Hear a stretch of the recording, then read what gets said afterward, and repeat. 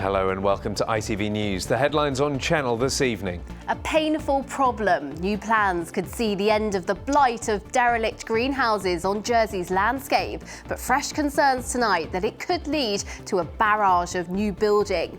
And today they told ITV News their income and future relies on them being able to build on their land. It comes as the Environment Minister promises to find a solution and look again at some of their cases.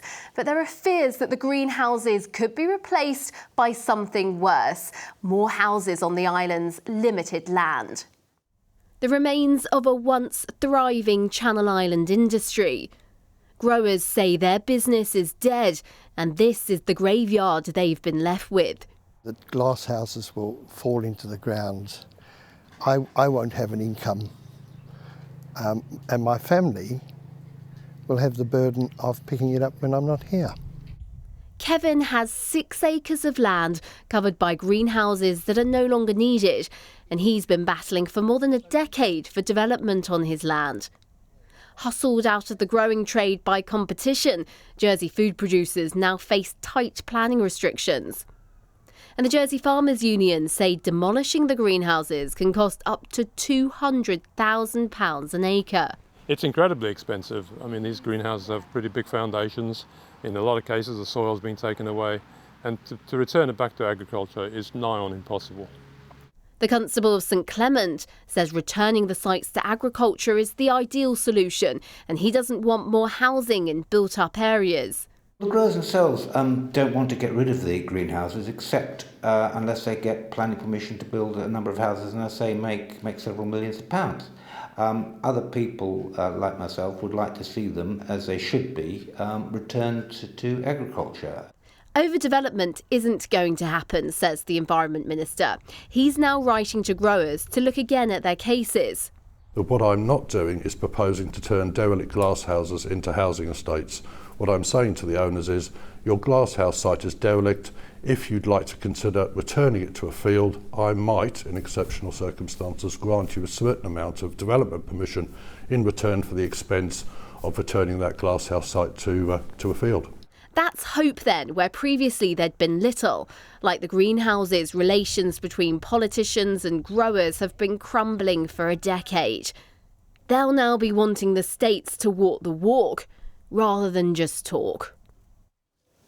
Well, we've been asking you what you think about the Minister's plans. Helia Fall agrees that planning should allow some development, saying to clear glass houses would cost tens of thousands of pounds. Why spend that to clear it and return the land to agriculture when the returns are minuscule? And Richard Reeve says the plan sounds much better than the housing estates that are being built.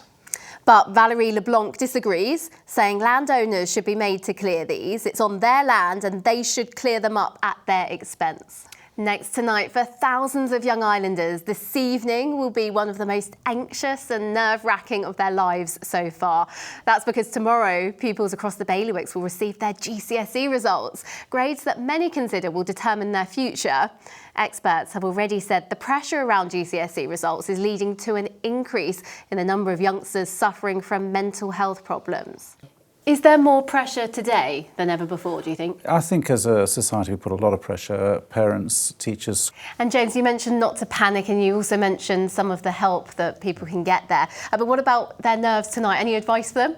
Well, just try and be with those that love you. Don't do anything silly. Go for a walk, not a good idea tonight possibly. Get some exercise and celebrate sensibly and don't overdo it. Some very good advice there, James. Thank you very much. Pleasure. Some sports news for you now, and Sarnian rugby star Luke Jones will return to action in November, having spent almost a year on the sidelines. The former Guernsey player hasn't featured for Championship team Cornish Pirates since last December due to a foot injury. The Pirates are currently in Guernsey on a training camp ahead of their new season, and head coach Ian Davies says Jones has worked tirelessly to get fit. Now, the Jersey Football Association have told ITV News they hope to see more women's clubs set up and even see a girls' league introduced in the future. The JFA are looking to build on the success of the Island team, which won gold at the NatWest Island Games last month. Oh, this move? What is that, Brian? We'll be asking him very soon indeed. Thank you very much for joining us. We wish you well with all your fundraising efforts. Thank you. Well, that is it from us tonight. Katie is here with your late news at 10:30. ITV News continues with Mary Nightingale and Alistair Stewart. From us, though, good night. Good night.